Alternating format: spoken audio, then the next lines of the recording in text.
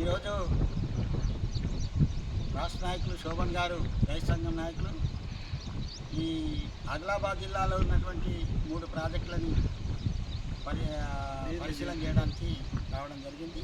దానిలో భాగంగానే ఈ శనగకోట ప్రాజెక్టుకు రావడం జరిగింది. వాస్తవంగా ఈ ప్రాజెక్టు డిజైన్ మార్చడం జరిగింది. 11 గంటల నుంచి 23 గంటలకు మార్చారు. అంటే దీంట్లో డబ్బులు కూడా మొదట్లో 180 కోట్ల నుంచి మళ్ళీ 700 కోట్లు మళ్ళీ 280 కోట్లుగా డబ్బులు కేటాయించడం జరిగింది. అసలు కెనాల్స్ అనేటువంటి సబ్ కెనాల్స్ ఏదైతే ఉన్నాయో పిల్ల కాలువలు ఇప్పటికి కూడా అసలు పిల్ల కాలువల ధర వెళ్ళిపోవట్లేదు. ఎందుకంటే రైతులకు ఇచ్చేటటువంటి కాంపెన్సేషన్ ఏదైతే ఉన్నదో 4,80,000 ఇస్తామని చెప్పడం వల్ల రైతులు ఒక్కరు కూడా ఆ పిల్ల కాలువల డబ్బులు అనేటువంటిది రాలేదు, వాళ్ళు ఇవ్వలేదు.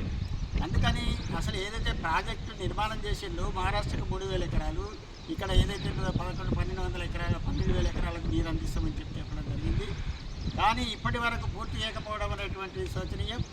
అప్పుడు రాష్ట్ర ప్రభుత్వం ఉన్నటువంటి రాష్ట్ర ప్రభుత్వం నేను ఇక్కడనే కురి చేసుకొని పూర్తి స్థాయిలో నిర్మాణం చేస్తామని చెప్పారు. కానీ ఎక్కడ కూడా జరగలేదు. రెండవది ఏంటంటే 3 విడతలుగా రేట్లు పెంచారు. ఒకటి ఫస్ట్ 5,70,000 ఇవ్వడం జరిగింది 36 ఎకరాలకు. మొత్తం 160 ఎకరాలు పోతే 5,70,000 ఒకసారి ఇచ్చిండు. మళ్ళీ 10,500 ఒకసారి ఇచ్చిండు. మళ్ళీ ఇప్పుడు ఏం చేస్తున్నారంటే కెనాల్స్కి మాత్రం 4,080 కోట్లు అనేటువంటి ఇస్తామని చెప్పిండ్రు. ఇది కరెక్ట్ కాదు.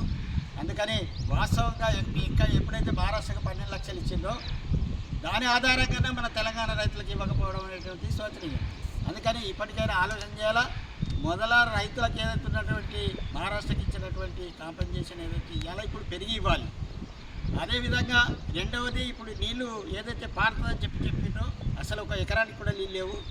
అప్పుడు రాష్ట్ర ప్రభుత్వం హైరాణగా చెప్పడం జరిగింది, మేము లక్షల ఎకరాల నీళ్లు సాగుకు మేము ఇస్తున్నాం, 1,00,00,000 ఎకరాల వరకు సాగుకు నీళ్ళు ఇస్తామని చెప్పినటువంటి అప్పుడు ఉన్నటువంటి రాష్ట్ర ప్రభుత్వం ఇక్కడికి వచ్చి చూసేసరికి ఒక ఎకరానికి కూడా నీళ్లు రైతులకు అందించే పరిస్థితి లేదు. ఇక్కడ ఉన్నటువంటి కోట్ల గ్రామం ఈ మూలమలుపు ఏదైతే ఉన్నదో పరివాక ఇక్కడ ఈ బ్యారేజ్ నీళ్ళు ఆపితే అక్కడికి వెళ్ళి మొత్తం ఆ నీళ్లు అనేటువంటిది ఆ గ్రామం నుంచి పోయేదానికి ప్రమాదం ఉంది, ఊరు కొట్టుకపోవడానికి ప్రమాదం ఉంది. గతంలో మేము దాన్ని మార్చి పక్కా ఇల్లు ఇస్తాము అని చెప్పినటువంటి ప్రభుత్వం ఇప్పటివరకు ఇవ్వలేదు. ఆ నష్టం పొంచి ఉన్నది. ఆ రైతులందరూ కూడా బాధపడుతున్నారు. ఎప్పుడైనా పెద్దగా తుఫాన్లు వచ్చినప్పుడు మేము కొట్టుకుపోయే ప్రమాదం ఉందని చెప్పి ఆ రైతులు చెప్తున్నారు. అందుకని ఆ గ్రామాన్ని తీసి కొత్త గ్రామం ఏర్పాటు చేసుకొని చేయాలా.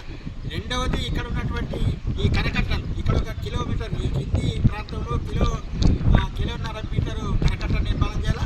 ఇక్కడ ఈ మూల మలుపులో ఏదైతే ఉన్నదో అక్కడ కూడా అక్కడే నిర్మాణం చేసి అక్కడ అది నిర్మాణం చేస్తే ఊరికి ప్రమాదం ఉండదు. అందుకని చెప్పి అక్కడ కూడా అది నిర్మాణం చేసేదానికి పొందుకోవాలని చెప్పి మేము రాష్ట్ర ప్రభుత్వాన్ని డిమాండ్ చేస్తున్నాం.